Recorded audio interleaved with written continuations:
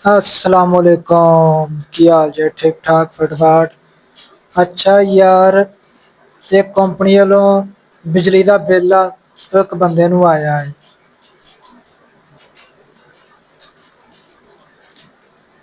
लेस्को की मुफ्त बिजली की सहूलत खत्म कर दी गई 30 साल बाद।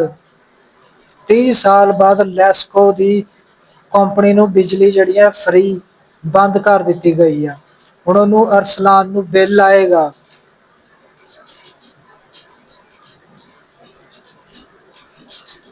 ਅਰਸਲਾਨ ਨੂੰ ਪਹਿਲੀ ਦਫਾ ਬਿੱਲ ਦੇਣਾ ਪੈਣਾ ਹੈ। ਪਹਿਲੀ ਦਫਾ ਕੋ ਹਿਸਾਬ ਲਾ ਲਓ, ਉਹਨੂੰ 30 ਸਾਲ ਬਿਜਲੀ ਫ੍ਰੀ ਦੇ ਦਿੱਤੀ ਆ। ਜਿਹੜੀ ਗਰੀਬ ਆਵਾਮ ਆ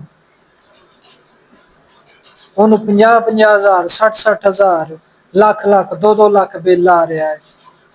ਜਿਨ੍ਹਾਂ ਦਾ ਘਰ ਦਾ ਇੱਕ ਪੱਖਾ ਤੇ ਇੱਕ ਬਲਬ ਬਲਦਾ ਹੈ। ਕੇਲੇ ਵੇਚਣ ਵਾਲਿਆਂ ਨੂੰ 50-60 ਹਜ਼ਾਰ ਰੁਪਇਆ ਬਿੱਲ।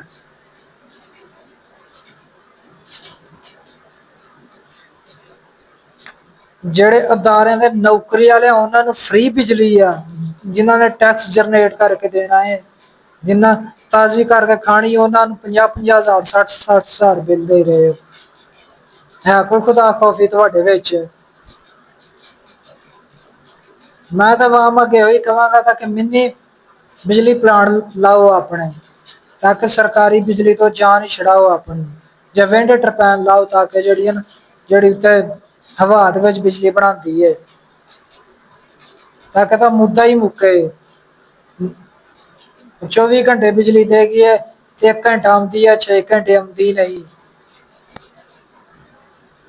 ਕੋਈ ਥੋੜੀ ਜਿਹੀ ਸ਼ਰਮ ਨੂੰ ਹੱਥ ਮਾਰੇਗਾ ਤਾਂ ਕਿ ਜਿੰਨਾ ਉਹਨਾਂ ਕੋਲ 2-2 4-4 ਲੱਖ ਰੁਪਏ ਤਨਖਾਹ ਵੀ ਲੈਣੀ ਆ, ਫਿਰ ਵੀ ਉਹਨਾਂ ਨੂੰ ਬਿਜਲੀ ਫਰੀ, ਤੇਲ ਫਰੀ, ਹਰ ਚੀਜ਼ ਫਰੀ। ਜਿੰਨਾ ਤਾਜ਼ੀ ਕਰਕੇ ਖਾਣੀ ਆ, ਟੈਕਸ ਦੇਣਾ ਹੈ, ਉਹਨਾਂ ਨੂੰ 50-50 ਹਜ਼ਾਰ, 2-2 ਲੱਖ ਰੁਪਇਆ ਬਿੱਲ ਆਉਂਦਾ ਹੈ। ਮਰੀਮ ਨਵਾਜ਼ ਸਾਹਿਬ, ਸ਼ਬਾਜ਼ ਸ਼ਰੀਫ ਸਾਹਿਬ, ਕੁਝ ਗੈਰਤ ਦੀ ਗੋਲੀ ਖਾਓ।